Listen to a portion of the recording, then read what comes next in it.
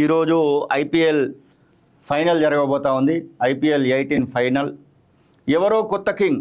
తొలి టైటిల్ వేటలో పంజాబ్, బెంగళూరు. ఇక్కడ విచిత్రం ఏంటంటే పంజాబ్ మొదటిసారి టైటిల్ కోసం ఊవిల్లూరుతూ ఉంది, అటు బెంగళూరు ఊవిల్లూరుతూ ఉంది.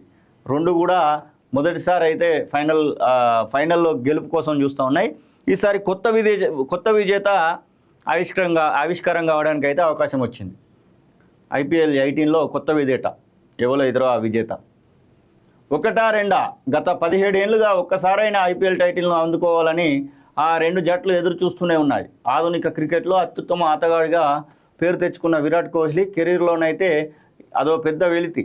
రాయల్ ఛాలెంజర్స్ బెంగళూరును తన నాయకత్వంలో చాన్నాళ్లు నడిపించిన ఛాంపియన్లు చేయలేకపోయాడు. కానీ 18వ సీజన్లో ఆ అద్భుతాన్ని సాధించేందుకు ఆర్సీబీ మరో విజయం దూరంలోనే ఉంది. ఇక గతంలో పంజాబ్ కింగ్స్పై ఎవరికి ఎలాంటి అంచనాలు లేకపోయినా ప్రస్తుతం సీన్ మారింది. శ్రేయస్ అయ్యర్ ఆ జట్టును కదం తొక్కిస్తున్నాడు. టేబుల్ టాపర్గా నిలపడమే కాకుండా తుది పోరుకు కూడా చేర్చాడు. ఇక ఈ రెండు టాప్ 2 జట్ల మధ్య ఆసక్తికర పోరులో ఎవరు ఆ టైటిల్ గెలుస్తారు, తొలి టైటిల్ ఎవరికి వస్తుంది, అటు బెంగళూరు అయినా ఇటు పంజాబ్ అయినా ఇద్దరికి తొలి టైటిలే.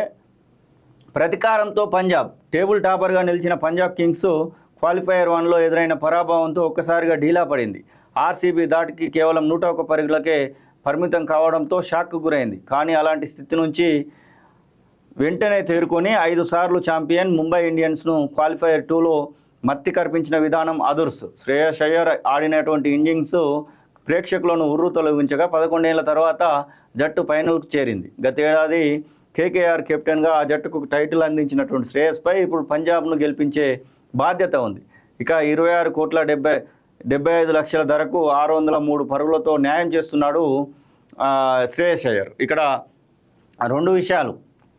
వర్షం పడి రద్దయితే ఎట్లుంటుందట అంటే ఫైనల్కు కూడా వర్షంతో ముప్పు పొంచి ఉంది.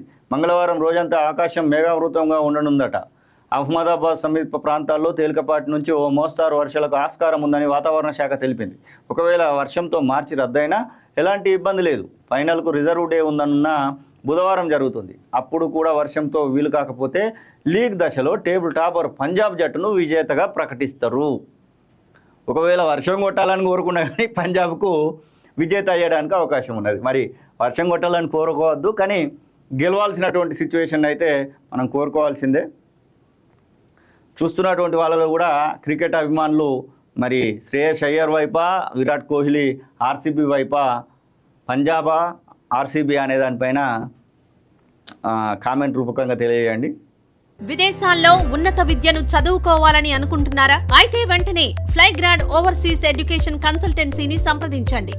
మీ విదేశీ కలలను సాకారం చేసుకోండి. ఫ్లైగ్రాడ్